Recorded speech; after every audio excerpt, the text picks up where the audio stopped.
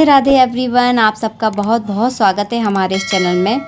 तो आज है नाग पंचमी। नाग पंचमी वाले दिन नाग देवता का बहुत विशेष महत्व माना गया है। इस दिन नाग देवता की पूजा की जाती है, बहुत ज़्यादा पूजा की जाती है। घर घर मतलब नाग देवता आते हैं। पहले के समय में मतलब आज से अगर 5-6 साल पहले अगर देखा जाए तो घर घर नाग देवता आते थे।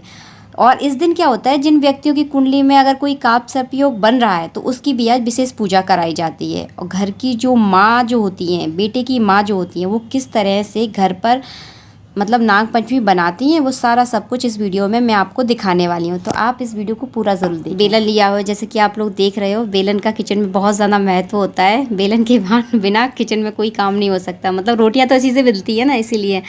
तो क्या होता है, बेलन को क्या है, बेटे का प्रतीक माना गया है। तो मैं बेलन के बराबर का आटा तौलूँगी इसमें। देखिए, एक पल्ले में मैंने बेलन रख दिया है और दूसरे में मैं रखूँगी आटा। और बेलन का ये प्रचलन रहता है, जैसे कि किसी को एक बेटा है तो वो एक बार बेलन से तौलेगा, किसी को 2 हैं तो वो 2 बार तौलेंगे, ये रहता है। तो मेरा जैसे कि एक बेटा है तो मैं एक बार बेलन से इसको आटे को तौल रही हूँ। अगर जिनके 2 बेटे हैं तो वो 2 बार तौलेंगे तो डबल हो जाएगा आटा। देखिए, तो मैंने आटा ले लिया है। अब मैं इस आटे को क्या है, गूँथ लूँगी।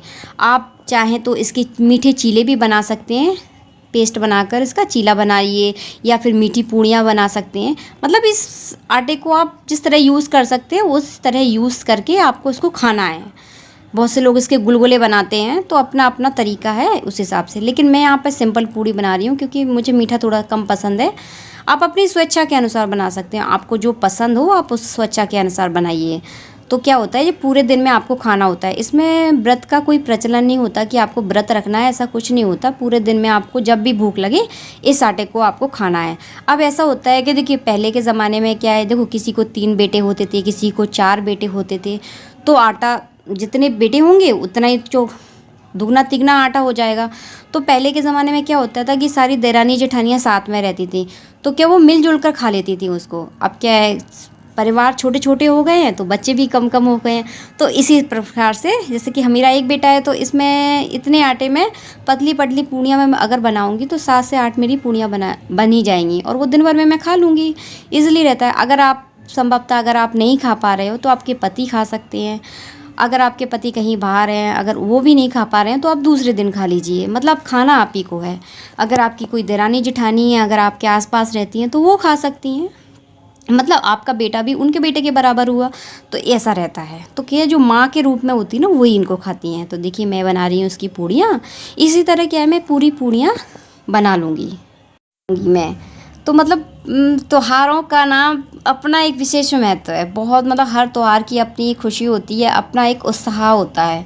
और आप कहीं भी रहें, चाहे घर में, चाहे अपने परिवार के साथ रहें, चाहे कहीं बाहर रहें, लेकिन त्योहारों को ज़रूर मनाएं। मेरा यही कहना है आप सबसे, क्योंकि तो हर त्यौहार का अपना एक मतलब है और हर त्यौहार का अपना एक विशेष महत्व माना जाता है। अब इस त्यौहार को किस लिए मनाया जाता है ये भी मैं आपको बताऊँगी। छोटा सा रूप है कि जो बेलन को जो क्या है, बेटे का प्रतीक माना जाता है। और बेलन को इसलिए तौल किया जाता है कि बेटे पे कभी कोई आधी व्याधि ना आए। और जो बेलन का तौल का बराबर का जो आटा होता है ना, उसके तौल का माँ खा लेती है, ताकि जो भी आधी व्याधि आए को वो माँ के ऊपर आ जाए, बेटे के ऊपर ना आए। तो इसीलिए बनाया जाता है। पुराने जो रीति रिवाज होते हैं उनका अपना एक विशेष महत्व है। हर रिवाज का अपना एक विशेष महत्व है। कहीं ना कहीं कोई ना कोई कड़ी कहीं ना कहीं से जुड़ी हुई है, यही होता है। तो देखिए, मेरी पूड़ियाँ बन चुकी हैं। और अगर आप ये त्यौहार नहीं बनाते तो आप ये त्यौहार बनाना ज़रूर स्टार्ट करें, क्योंकि मैंने अभी कहा ना कि हर त्यौहार का अपना एक विशेष महत्व है। और हर मतलब ऐसा नहीं है कि हर जगह इसी तरह से बनाया जाता है। हर समाज का, हर जगह का अपना एक अलग अलग प्रचलन होता है। अब पता है गांव में किस तरह से नाग देवता की पूजा की जाती है। आटा लेते हैं, अलग से आटा गूँथ लेते हैं, उसके पतले पतले सांप बना लेते हैं, और उसको कच्चा दूध लेते हैं और उन जो सांप को कच्चे दूध में डुबो देते हैं। और गांव में क्या है, आपको खेतों में सांप के बिल बहुत आसानी से मिल जाएंगे, उसको बोलते हैं बामी।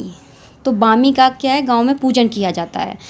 तो बिल जो होता है ना, उसकी पूजा करते हैं, और जो कच्चे सांप बनाए हैं ना आटे के, वो सांपों को बिल में डाल देते हैं दूध के साथ। इसी तरह गांव में बामी की पूजा की जाती है। अब देखिए मैं यहाँ पे दही ले रही हूँ, दही में डाल दिए मैंने शक्कर।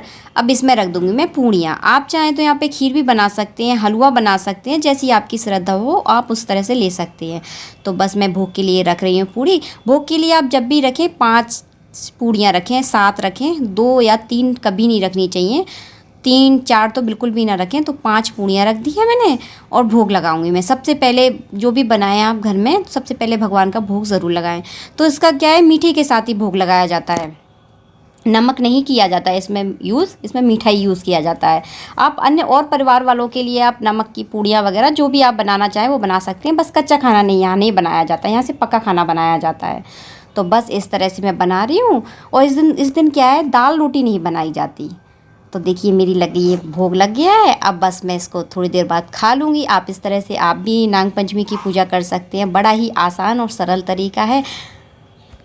इसी तरह नाग पंचमी पर घर पे पूजा की जाती है। तो इन जो मैंने बेलने को तौल कर जो आटा तौला था ना, तो उसकी पूड़ियाँ सिर्फ घर जो बेटों की जो माँ होती है ना, उसी वही खाती है। अगर वो नहीं खा पा रही है, कोई बीमार वगैरह है, इतनी सारी पूड़ियाँ नहीं खपती हैं। जैसे मैंने एक बेलने की तौल में मुझे 8 से 10 पूड़ियाँ बनी हैं। अगर नहीं खा पा रही हूँ, कोई प्रॉब्लम हो जाती है, कभी कभी नहीं खा सकते, तो क्या है, घर की जो बराबर की देरानी जेठानी होती है, जैसे मेरी देरानी जेठानी है, तो वो खा सकती हैं, मेरी सास खा सकती है, क्योंकि मेरा बच्चा उनके बच्चे के बराबर होता है। तो ऐसा रहता है। तो बस इसी तरह बनाई जाती है नाग पंचमी। अगर आपको ये वीडियो अच्छा लगा है तो इस वीडियो को आप लाइक करना, मेरे चैनल को सब्सक्राइब करना और शेयर करना बिल्कुल भी ना भूलिए। तो अच्छा लगा है तो प्लीज़ इस वीडियो को लाइक करना। Thank you for watching. Bye bye.